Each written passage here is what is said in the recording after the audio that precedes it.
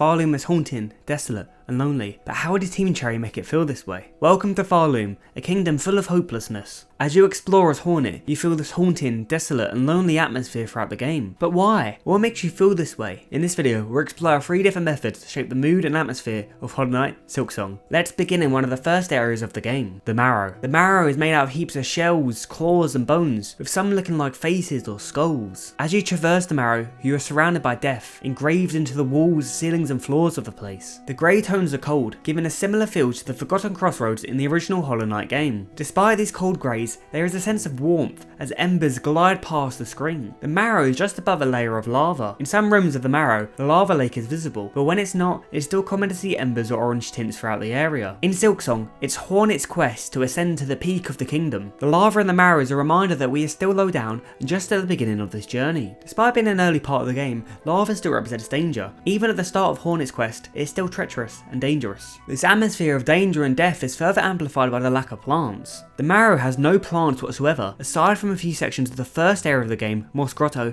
bleeding into the Marrow. The visual design of the Marrow shows danger and hostility, giving the players one of their first impressions of Farloom. This is the first area of the game you encounter after you first start understanding the nature of the world through dialogue in Bonebottom. The Marrow shows the kingdom of Farloom being more hostile and lonely than it first appeared. Let's now take a look at the visual design of a different area, Far Fields. The colour palette of Far Fields comprises of earthy green tones, yellow and orange hues, and the same grey which we see in the Marrows. The orange and yellow tones are due to lava being nearby. The area has a lot of similarities to the Marrow, but it feels more alive due to the plant life. The greys in the background are also more like stones than the bones and skulls we saw in the Marrow. Vines wrap around the stones and rocks in the background, whilst grass covers the foreground. The visual design of Farfields doesn't connote danger like the Marrow does, but the more subtle tones of the lava still act as a reminder that this isn't a walk in the park, and we are still near the start of Hornet's journey. Whilst Farfields does feel more alive than the Marrow, it also feels empty. There's this lingering sense of isolation. In the background of some rooms, there are very distant structures,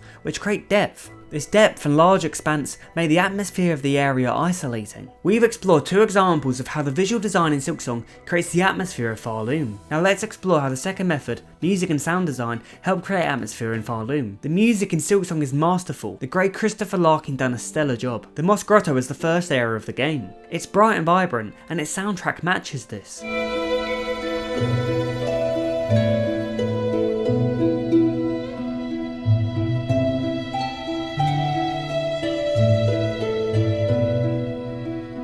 This is the very first area of the game, so it's our first impressions of the kingdom of Farloom. Moss Grotto is beautiful and feels lively. This is until we arrive at Bonebottom and the Marrow and we realise how desolate this world really is. The blasted steppes and sands of Karak are areas reminiscent of a desert. Howling wind sweeps across the screen and blasted steppes. The soundtrack feels cinematic.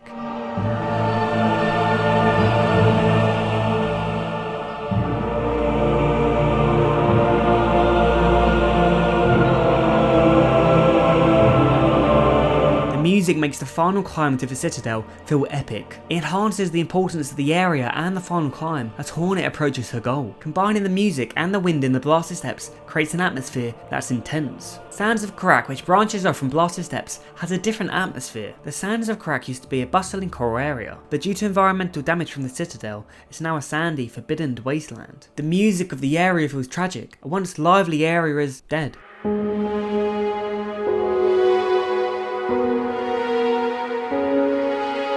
The area is so desolate and lonely that it feels like we shouldn't be here, like it's a forgotten corner of Farloom. The soundtrack is quiet, but sometimes it doesn't play at all, leaving you alone to witness the tragedy that is the Sands of Karak. The blasted steppes and the Sands of Karak both have a desolate atmosphere. The music and lack of music, combined with sound design, are a big factor in creating an atmosphere in these areas. Another example of a lonely area is Greymoor. The soundtrack of Greymoor is haunting, yet beautiful.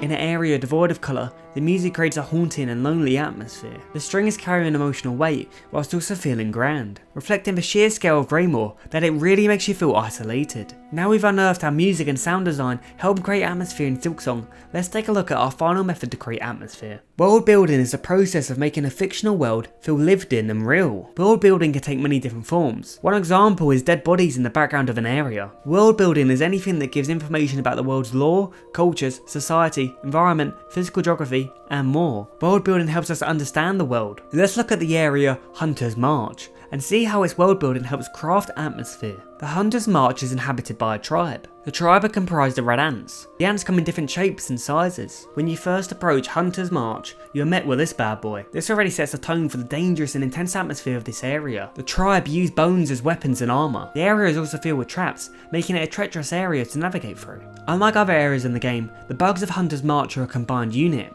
The area is designed like a fortress, one that's hard to enter, as you are trying to invade into this tribe's land. The bugs being part of the society of their tribe is world building in itself. It makes them feel more combined and dangerous. Multiple ants often attack you at once, creating an intense and overwhelming atmosphere. This is further amplified by watching your every step for traps. In Hunter's March, there are no true safe areas, not even the bench. We've now looked at how our 3 different methods create atmosphere, but only individually. Let's now look at another area, the Choral Chambers, and analyse all 3 methods at once. Throughout the first act of Silksong, Hollowknight has been trying to reach the Citadel. Dialogue with different NPCs creates the impression that the Citadel was a holy place, almost like a heaven for the pilgrims who try to reach it. The Choral Chambers is the main area in the Citadel. The visual design of Choral Chambers is beautiful. The architecture is grand and highly detailed. Gold tones adorn the architecture, lending an expensive and holy feel to the area. The Choral Chambers soundtrack is ethereal, matching the expectations the game has set us with the Citadel.